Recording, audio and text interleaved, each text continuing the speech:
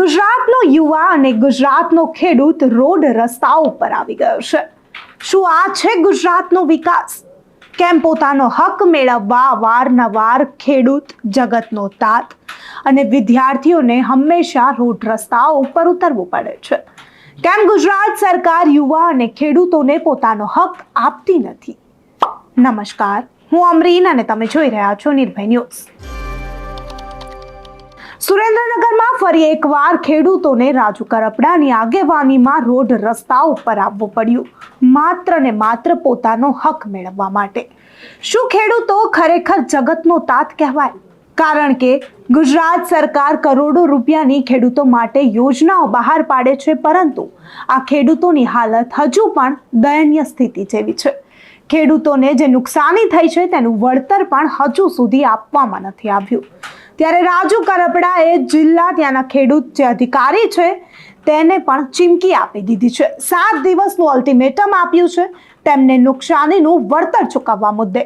ત્યારે રાજુ કરપડાએ જિલ્લા ખેડૂત અધિકારીની જે કચેરી છે ત્યાં ધામા નાખ્યા ખેડૂતોને લઈને।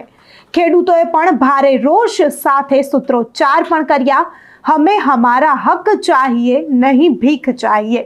સાંભળીએ ખેડૂતોની વેદના અને રાજુ કરપડાને કે તેઓ જિલ્લા ખેડૂત અધિકારી પર ભડકતા અને ખેડૂતોનો હક માંગતા શું કહી રહ્યા છે। રજૂઆત કરવા આવ્યા છો અને શું આગામી કાર્યક્રમ રહેશે?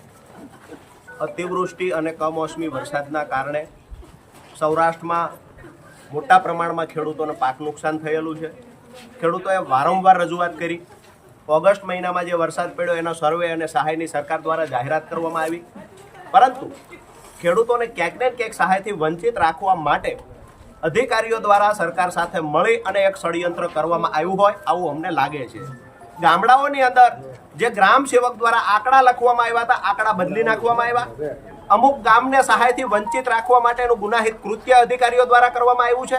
આજે સાયલા, ચૂડા, ચોટીલા તાલુકાના ખેડૂતો આવ્યા છે, જ્યાં 20,000 કરતાં વધારે ખેડૂતોએ અરજી કરી છે, જેને ખરેખર 33% વધારે પાક નુકસાન છે। ત્યાં માત્ર 250 ખેડૂતોને સહાય આપવામાં આવી અને બાકીના ખેડૂતોને સહાયથી વંચિત રાખવામાં આવ્યા। સમજી વિચારી, જાણી જોઈ અને રાજકીય હાથો બનીને અમુક અધિકારીઓએ કામ કર્યું છે। આવનાર સમયમાં જો આ ખેડૂતોને સહાયથી હજુ વંચિત રાખવામાં આવશે, અલગથી બજેટની ફાળવણી કરવામાં નહીં આવે, તો આવનાર સમયમાં મોટી સંખ્યામાં 4-5 તાલુકાના ખેડૂતો એકત્રિત થઈ અને આમરણાત્મક ઉપવાસ પર અહીંયા બેઠવાના છે। અહીંયાથી સરકારને ચીમકી આપીએ છીએ, ચેતવણી આપીએ છીએ કે ખેડૂતો સાથે જે ગદ્દારી કરી છે અને જે અધિકારીઓએ આવું ષડયંત્ર કર્યું છે, આ અધિકારીઓ પર કાર્યવાહી કરવામાં આવે। અને જગતનો બાપ જે ખેડૂત છે, આજે શિયાળુ પાક વાવવાથી વંચિત છે, શિયાળુ પાક વાવી શક્યો નથી પૈસા ન હોવાના કારણે, તો આ ખેડૂતોને તાત્કાલિક ધોરણે સહાય ચૂકવવામાં આવે અને ખેડૂતોને ક્યાંક ને ક્યાંક જે મોટા પ્રમાણમાં નુકસાન છે એ ખેડૂતોને મદદરૂપ થવાના એક પ્રયત્ન કરવામાં આવે।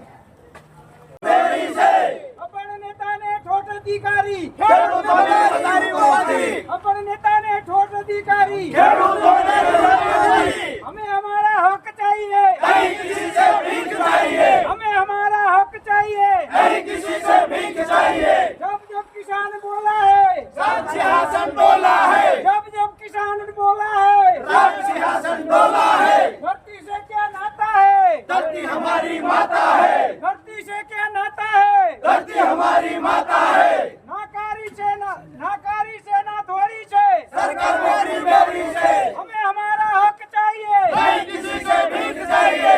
गोलमाल से भाई गोलमाल से, सरसों सर्वे माल गोलमाल છે, गोलमाल से भाई गोलमाल છે, नुकसान सर्वे गोलमाल છે, गोलमाल છે ભાઈ गोलमाल। એમાં જ બતાવે છે 110% વરસાદ છાયલા તાલુકામાં 30 ઓગસ્ટ સુધી થયો। એટલે આપે જે વાત કરી કે નુકસાન નતું, એ આપની વાત અહીંથી ખોટી સાબિત થાય છે। હજુ એમાં ચોટીલા જોવો તો જે હેવી નીકળશે, હેવી ચોટીલા બરાબર છે। ચોટીલા ચોટીલા 120% વરસાદ ચોટીલા છે, તેમ છતાં 2 તાલુકા 79% વરસાદ જ્યાં છે ત્યાં સહાય મળે છે અને 120% વરસાદ છે એ ખેડૂતોને સહાય નથી મળતી। બરાબર છે। આ સરકારની વેબસાઇટના આંકડા સાહેબ, અમારા ઘરના નથી। હવે આમાં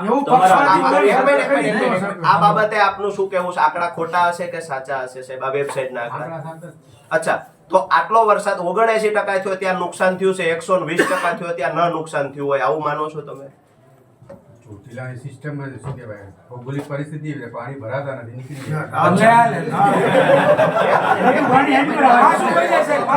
એક મિનિટ. કોઈની મજા નથી લેવી. સાંભળો મારો ખેતર. હવે સાંભળો. સાયલાની એક મિનિટ સાહેબ, એક લાઈન પૂરી કરો. તમે રજૂઆત લઈને સાહેબ, આવ્યા એક છો, લાઈન. રજૂઆત આપી દો. પણ આ તમારો બી ટાઈમ ના બગડે. તમે સર્વેનું તમે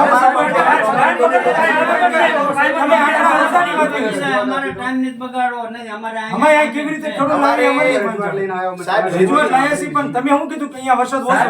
તમને વરસાદ બતાવ્યો. હવે સાંભળો. મને આપી. અમારી જિંદગી બગડી ગઈ છે. ટાઈમની ક્યાં વાત છે? જિંદગી બગડી ગઈ ખેડૂતોની. અહીંયા સાહેબ હાલો ભૌગોલિક પરિસ્થિતિ એની એવી હશે. સાયલાની ભૌગોલિક પરિસ્થિતિ ક્યાં ઢોળ વાળી છે? ક્યાંય નથી. સાયલામાં 110% રજૂઆત વરસાદ લીધી છે. છે, મને રજૂઆત આપી દો. બેસ વાત તો કરી થવું. સાહેબ જ્યારે સાયલામાં ઘેરાઓમાં આવે છે ત્યારે રજૂઆત ઉપર આવે છે. સાયલાની ભૌગોલિક સ્થિતિ કેવી છે? જે આ લઈને રજૂઆત તો સાહેબ પણ તમે છૂટ્યા. આ લોકો આત્મહત્યા કરશે અને આપણી પર આવશે. આ લોકોને હિજરત કરવી પડશે, ક્યાંક ને ક્યાંક ખોટી મજૂરી કરવી પડશે. ના બનવાનો ભોગ આ ખેડૂત બનવાના છે. તો એનો તમામ પાપ આપણે તમને તો રાજુ કરપડાએ હવે ચીમકી આપી દીધી છે. તેને લઈને તમારું શું માનવું છે? અવારનવાર જગતનો તાત જે રસ્તાઓ ઉપર ઉતરી આવે છે તેને લઈને તમારું શું માનવું છે? અમને કમેન્ટ કરી ચોક્કસથી જણાવજો તથા અમારી ચેનલ નિર્ભય ન્યૂઝને લાઇક, શેર અને સબસ્ક્રાઇબ કરવાનું ભૂલશો નહીં. આભાર.